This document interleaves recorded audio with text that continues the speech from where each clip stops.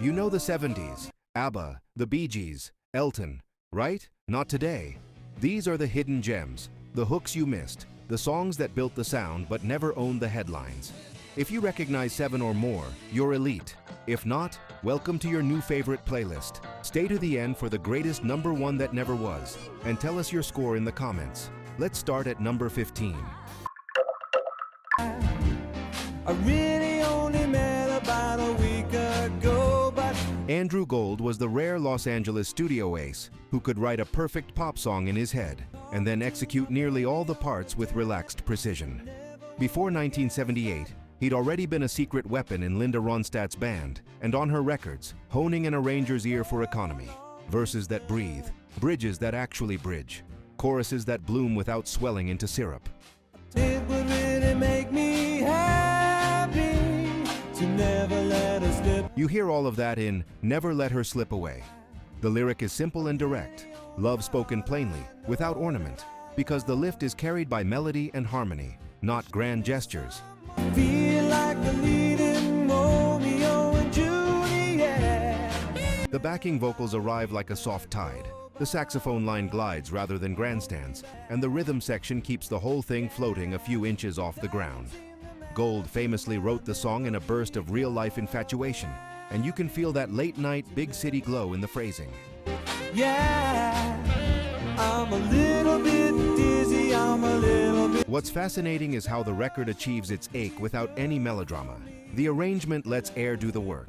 Open chords, space around the lead vocal, a chorus that rises by half steps rather than leaps. In the US, the single landed modestly. In the UK, it connected immediately and became a staple of late 70s radio. She's good for me. That split says less about the song than about the different climates on either side of the Atlantic. American pop in 1978 was crowded with disco titans and power ballads. British programmers still made room for subtly sophisticated songwriting. Time has been kind. The tune returned to the UK charts via a dance cover years later, quietly reaffirming the original's bulletproof bones. I love her.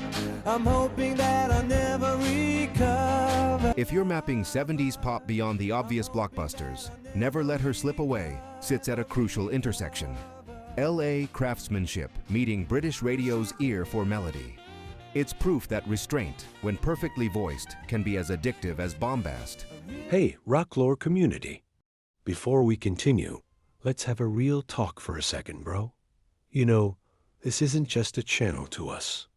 And I hope it's not just a place you come to watch a video and then forget about it. This is a community. It's a place where we get to dig up the secrets of rock and roll, share our favorite riffs, and celebrate the artists who maybe didn't get the love they deserved. Right now, only about 1% of our viewers are subscribed. We can change that together and grow this community. All you have to do is hit that subscribe button with the notification bell on. When you do, you're not just helping a channel grow, you're becoming a member of the Rocklore family. You're signaling to us and to YouTube that these stories matter, that this music is worth preserving, and that this community is a place you want to be. Subscribing is your way of making sure you're always in the loop. It means you'll be the first to know when we unearth a forgotten legend, drop a new countdown, or dive into a piece of rock history you've never heard before. So if you're a true fan of the lore, if you get that same feeling of discovery that I do, then come join us. It takes 1 second to be a part of something bigger.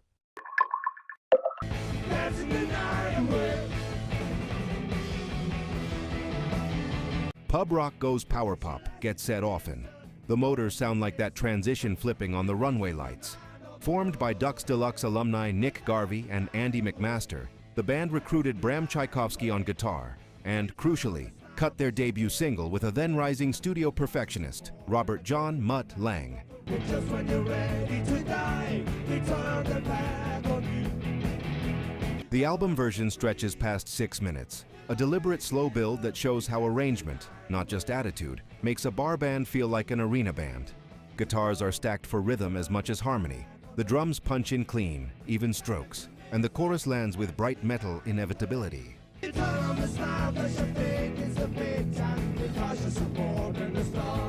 As a 7-inch, Edit slimmed it down without losing the feeling of liftoff. Britain took to it.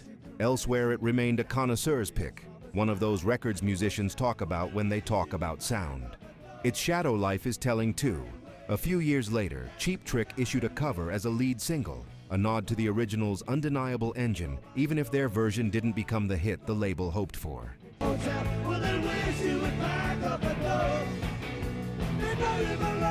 Listen back to back and you can hear why the first cut endures. It's not just the hook, it's the tension curve, how the verses tighten the coil and the chorus releases it.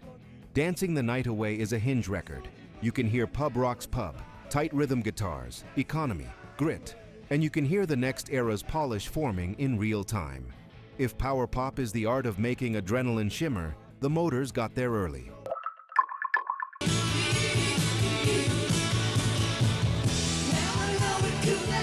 Tulsa doesn't usually headline 70s pop histories, and that's a mistake. The Dwight Twilley Band, Dwight Twilley and Phil Seymour, tracked I'm on Fire at the church studio under the Shelter Records banner, soaking up a local lineage that ran through Leon Russell while bottling something distinctly modern.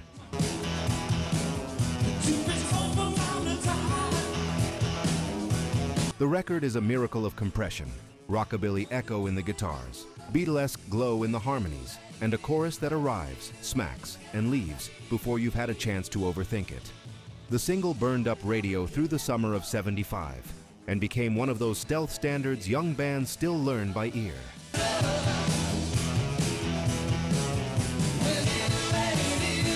Label turbulence slowed the album rollout, but the song didn't need context to land. It is the context. You can draw a straight line from I'm on Fire to the broader American power pop wave that would wash up later in the decade. Bright guitars with no excess weight, drums that push without bluster, a vocal that sells urgency without shouting.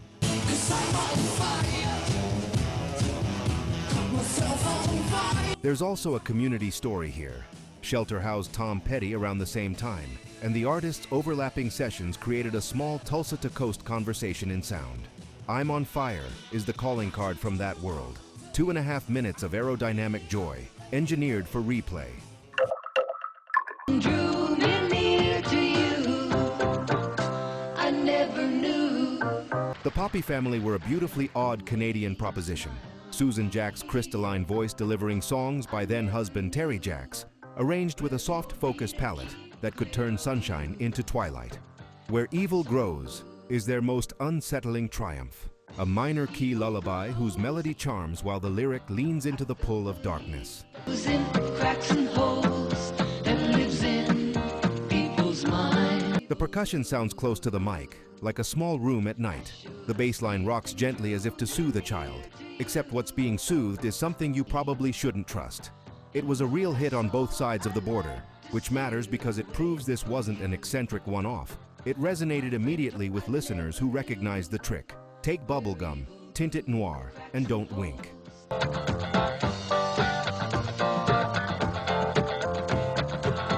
Over the decades, it kept resurfacing, on soundtracks, in playlists, because that contradiction never stops being effective. The arrangement does the heavy lifting, a voice that never raises itself, a melody that climbs by careful steps, a band that refuses to push too hard. Could control the thing that you do. But I couldn't kill. It's the don't show the monster principle of filmmaking applied to radio. If you're curating the softer, stranger corners of early 70s pop, Where Evil Grows is essential.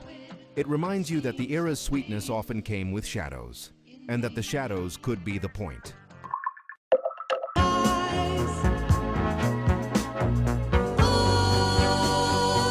Put the tenor mystic from Yes together with a synthesizer auteur, and you might expect ornate prog on a sequencer grid. Instead, I Hear You Now is almost startlingly direct. Recorded largely at Vangelis' Nemo Studios in London, the duo's process favored quick takes and minimal overdubs, leaving a luminous electronic bed over which Jon Anderson sings like he's whispering a secret to himself. And after all is said and done, there's only us, we can make it. The melody is a simple cell repeated and reframed. The textures do the moving. Released at the turn of 1979 into 1980, It became a substantial UK hit and a calling card for the partnership. What makes it endure is the way it dissolves a false binary in late 70s pop. Human warmth versus machine cool. Be free. Anderson doesn't fight the synths. He inhabits them.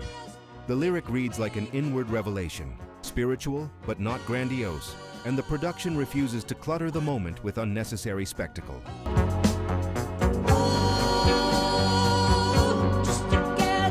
The song also hints at early 80s futures. Vangelis' cinematic sense would shortly define mainstream perceptions of synthesizers, and Anderson's voice would remain a bridge between prog's imagination and pop's concision. I Hear You Now sits right at that crossroads, a quiet proof that restraint and technology can make something intimate.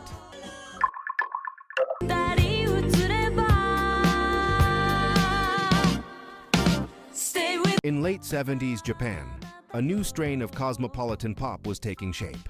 Slick studio bands, Americanized harmony, jazz chords draped over danceable grooves.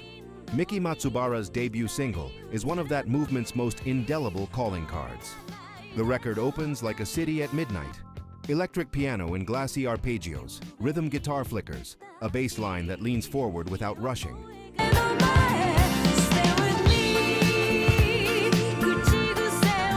When Matsubara enters, she doesn't just sing the top line, she steers the band.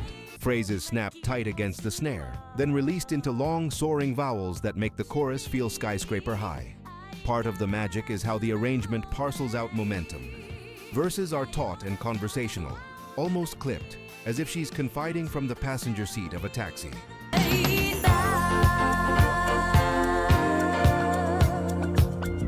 Pre-chorus figures widen, more air in the chords, backing vocals slipping in like neon reflections off a windshield. Then the chorus lifts everything a shelf higher without resorting to bombast. The harmony brightens, horns answer phrases, and the bass moves with a dancer's certainty. It's a masterclass in giving a pop song the dramaturgy of a night drive across town.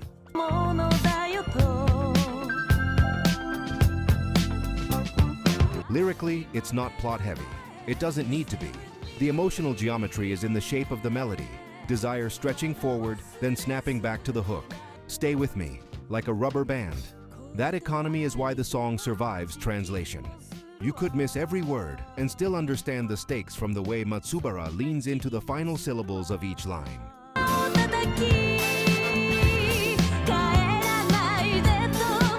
The track's 21st century afterlife, millions discovering it through rabbit holes and social clips, wasn't a fluke. What listeners were hearing anew was the engineering of feeling, immaculate time, chords that glow rather than glare, a performance that sells romance without theatrical excess. It's the kind of single that makes you believe pop can be sleek, urbane, and devastating at once. Midnight Forever in 4 minutes.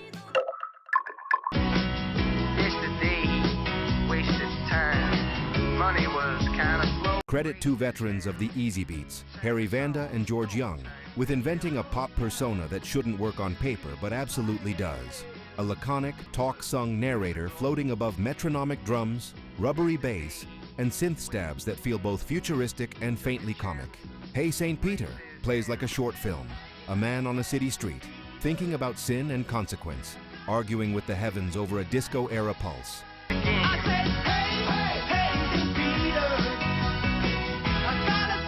The conceit is cheeky, but the record never winks too hard. It treats the joke with such studio seriousness that it becomes something richer. Vanda and Young were studio maximalists with minimalist instincts. Rather than fill the spectrum, they draw a box and make everything bounce inside it. Hand claps are punctuations, the guitar is a rhythm instrument first, and the keyboard hooks are designed like signage, bold shapes you can read from a distance.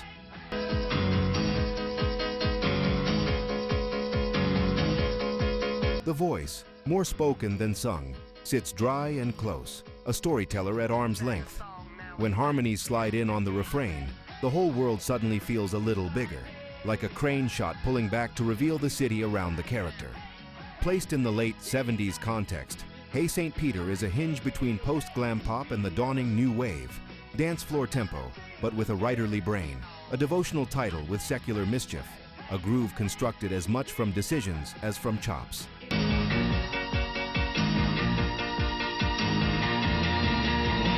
Its staggered international rollout meant different audiences discovered it at different cultural moments, but that only underlines the point. The song isn't chained to a micro-scene. It's built on elemental pleasures, beat, hook, voice, and an idea audacious enough to stick. The lasting appeal lies in its tone, wry without cynicism, catchy without pandering, cinematic on a small budget. A conversation with the pearly gates, set to a beat you can't stop walking to. Waste my time chasing sleep. People say Here's the rare love song that's not about a person so much as a frequency. Pilot of the Airwaves is addressed to the midnight DJ, the voice that keeps you company when the city has gone quiet and the dishes are finally done. Dore sings it with a kind of measured warmth that never tips into sentimentality. She's grateful, a little amused at herself, and perfectly in time.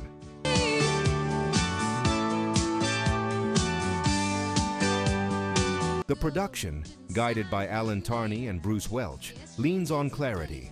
Crisp acoustic strums, unfussy drums, electric lines that chase the melody rather than compete with it, harmonies shaded like lamplight. What makes the record special isn't just the conceit, it's how closely the arrangement mirrors the feeling of late-night radio. Everything sits close to the ear.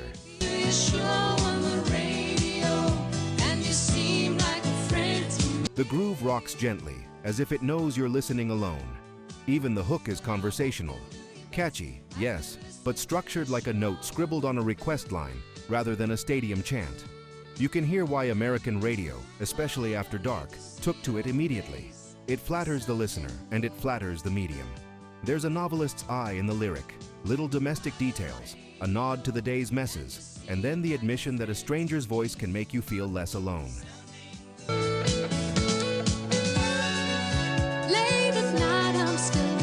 In 1979, that was the lore of FM.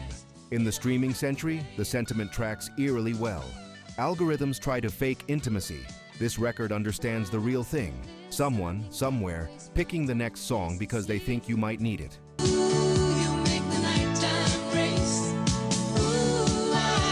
Dore would go on to a multifaceted career, but if this were all she'd left behind, it would still be enough. The single is a postscript to radio's golden age and a preface to the playlists we build to keep our own nights stitched together. Dear DJ, thanks for saving my night. This video is sponsored by the Lore Store on Amazon, your one-stop shop for music lovers across reggae, rock, pop, and hip-hop. We built it for real listeners who don't want to dig through 1,000 listings to find the right gear. Inside the Lore Store, you'll find 5 aisles. VIP, top, battle-tested essentials. Headphones, turntables, speakers, gig-safe earplugs, smart speakers. Reggae vibe, roots and lovers. Rock made easy, automatic decks, warm bookshelf speakers, vinyl care. Rock lore, classic rock must-haves, open back cans, simple amps, living room concert vibes. Pop lore, feel-good everyday setups, clean, clear speakers, easy streaming, nostalgia-friendly picks. Hip-hop must-haves, punchy bass without the muddle, closed-back headphones and living room systems that handle low-end, plus a rotating crate of old album vinyl if you're rebuilding a 60s-90s collection. Every product page tells you who it's for, 3 pros, 1 con, and why we picked it. So you can choose with confidence. Flying soon? Check. VIP for noise canceling that tames plane roar. Mostly listening at home? Try open-back headphones that let live albums breathe.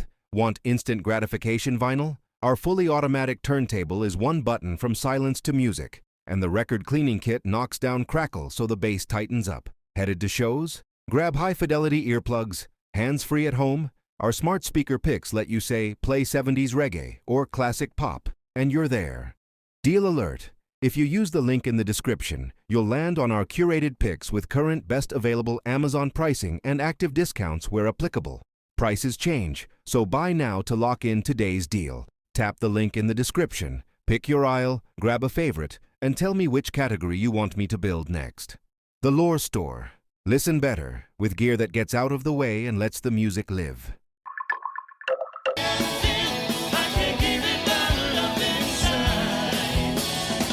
On something, anything? Todd Rundgren does the pop equivalent of building a ship in a bottle. He writes it, plays it, sings it, stacks the harmonies, and somehow leaves fingerprints nowhere. Couldn't I Just Tell You is the jolt on side 3, a compact argument for what power pop could be before the term was settled. Guitars bright enough to cut glass, drums that think in downstrokes, melody lines that climb like a hand on a rung.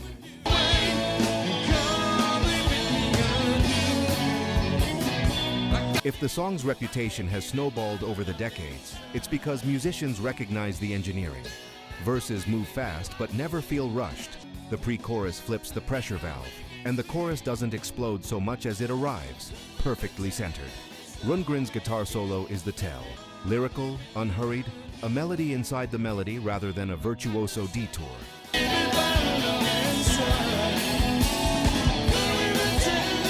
Even the backing vocals are architectural, placed to widen the room at the exact moment the lyric asks for more space. Lyrically, the song is disarmingly adult, not the drama of infatuation, but the logistics of honesty. Couldn't I Just Tell You the Way I Feel isn't a grand confessional. It's a plea for clarity in a relationship that's starting to calcify.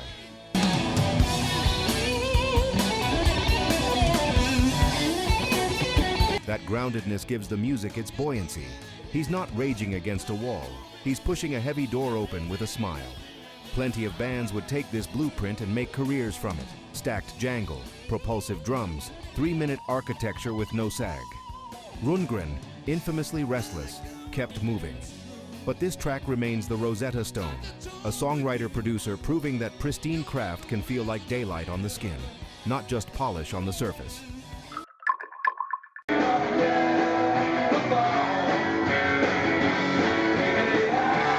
Before Blondie supercharged it for the world, Hanging on the Telephone lived on a 4-song EP by a Los Angeles trio who believed pop could be carved down to the nerve. The Nerves, Jack Lee, Paul Collins, Peter Case, had no time for frills. Their guitars are short, bright slashes. The drums hit like a message tapped out. The vocal arrives with the urgency of a call you must answer. 2 minutes later, it's over, and you're hitting replay because your pulse hasn't caught up.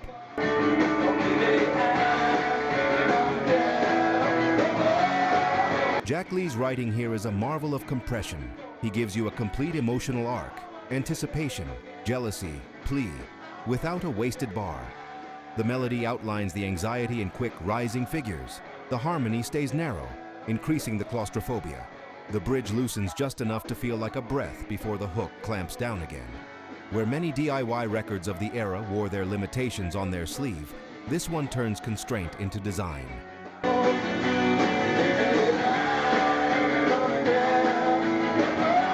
The budget becomes the aesthetic. The song's second life is now a matter of pop history. A bigger band with a razor-sharp producer takes a perfect 2-minute sketch and paints it in high gloss for international radio. But the original doesn't vanish in that glow. It thrives beside it.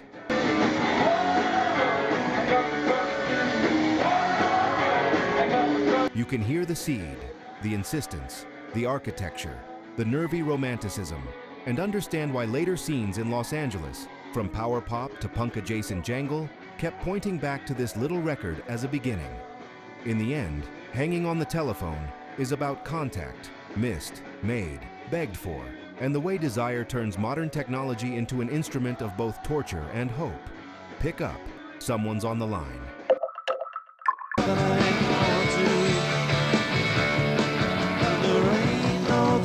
By 1979, British power pop had a new standard bearer with a mouthful of a name.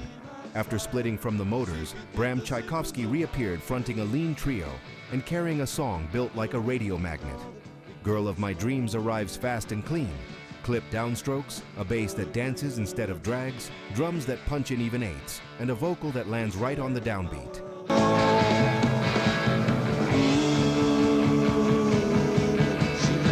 The chorus doesn't so much soar as lock in. You feel it snap into place before you've learned the words. What makes the record endure is the balance between brute momentum and small, careful decisions. The verses are tight. The pre-chorus breathes just enough to widen the room, and the bridge changes the angle of attack without deflating the tireless drive.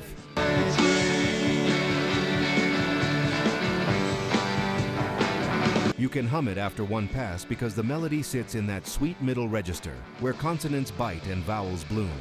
It's also a reminder that power pop isn't just about sugar, it's about structure. Every bar pulls you toward the hook, and nothing wastes your time getting there.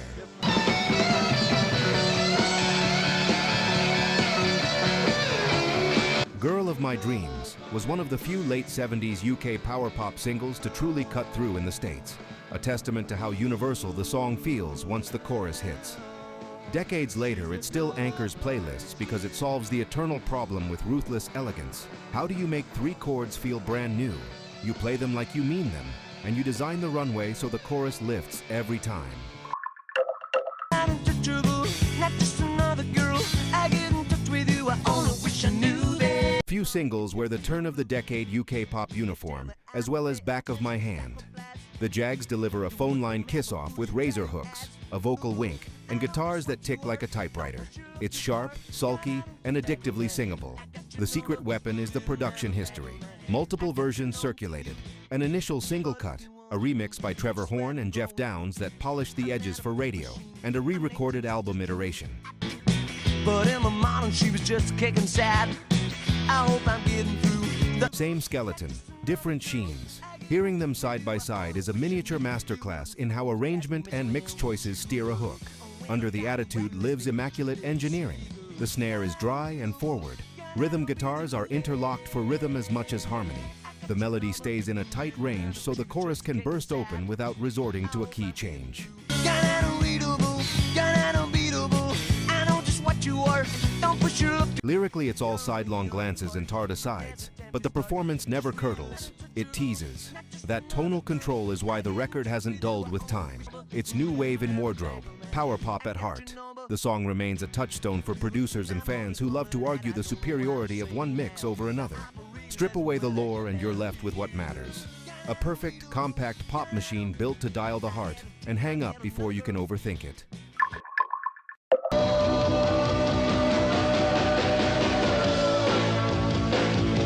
The Flamin Groovies mid-70s reinvention is one of rock's great pivots. Once a San Francisco band with Stones-ish bite and proto-punk snap, they re-emerged as evangelists of British invasion chime. Shake Some Action, the title track of their 1976 album, is the thesis.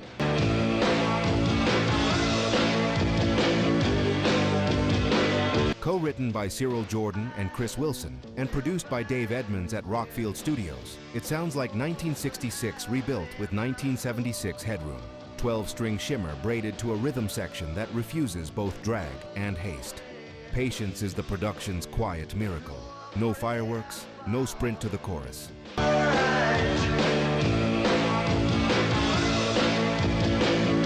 The guitars breathe and crosstalk. The drums smile rather than stomp. And when the hook arrives, it doesn't explode. It blooms. Edmunds polishes without erasing fingerprints, preserving the human rattle inside the sparkle. Out of step with mainstream US radio, the track nevertheless turned into a musician's password, passed hand to hand, cited in interviews, rediscovered with each reissue.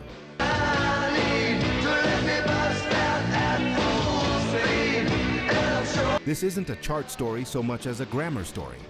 Shake Some Action codified a language, melody first, chime over crunch, restraint over grandstanding, that would echo through jangle pop, college rock, and countless guitar bands chasing the feeling of a clear blue chorus.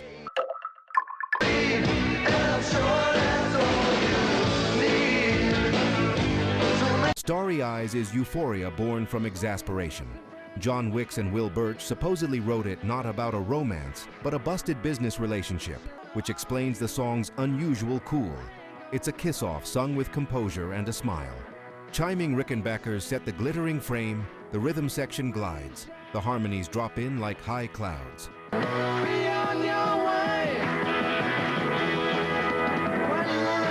The melody moves in tight, satisfying cells so the chorus can open like a window. Production lore adds another layer. Early sessions with Robert John Mutt Lang gave the track those disciplined backing vocals and clockwork rhythm guitars. Tim Freeze Green later shepherded the album home, and different territories even issued different versions.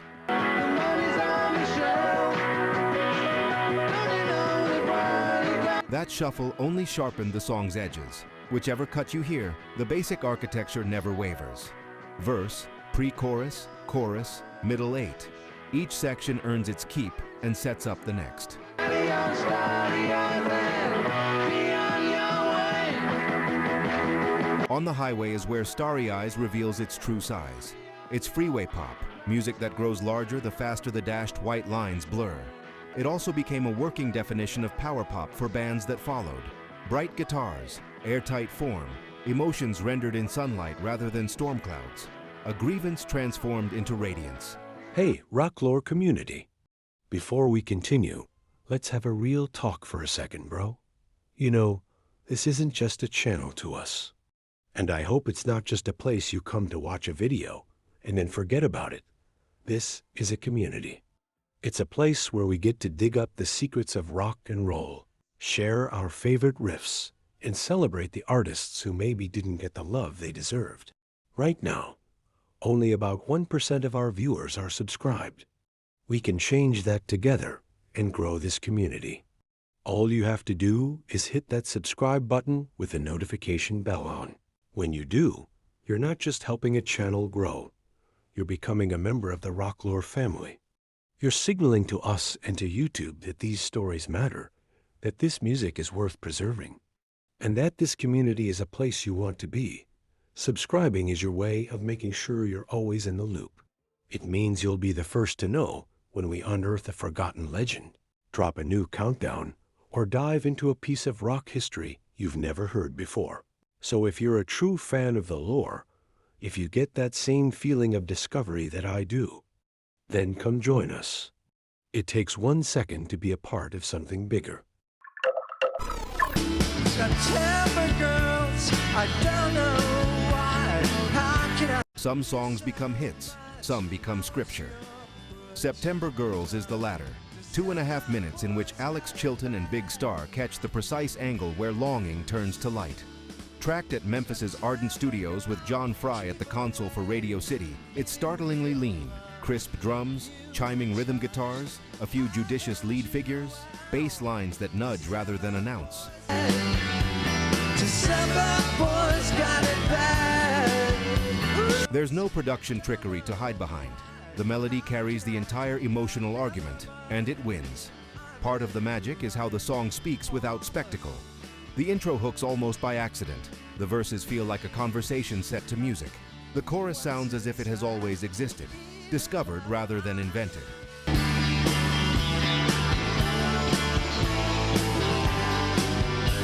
Fry's minimalist approach gives the parts air and angle. Nothing crowds anything else. You hear wood, wire, and skin. That clarity lets Chilton's vocal do the heavy lifting, half wistful, half wired, always human. History complicated the record's path. Distribution chaos kept the album scarce, just as it should have been finding fans, and the single never landed on the charts.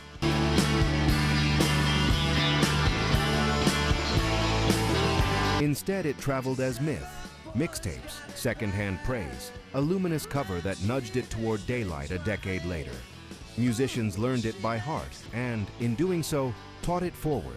The grammar of Jangle, the discipline of arrangement, the belief that pop can tell difficult truths without raising its voice. Boys got it bad. If power pop is the art of compressing longing into sparkle, September Girls is the reference recording. It ends and you feel larger, not smaller, and you press play again. The journey doesn't end here, pop lovers. Watch this next.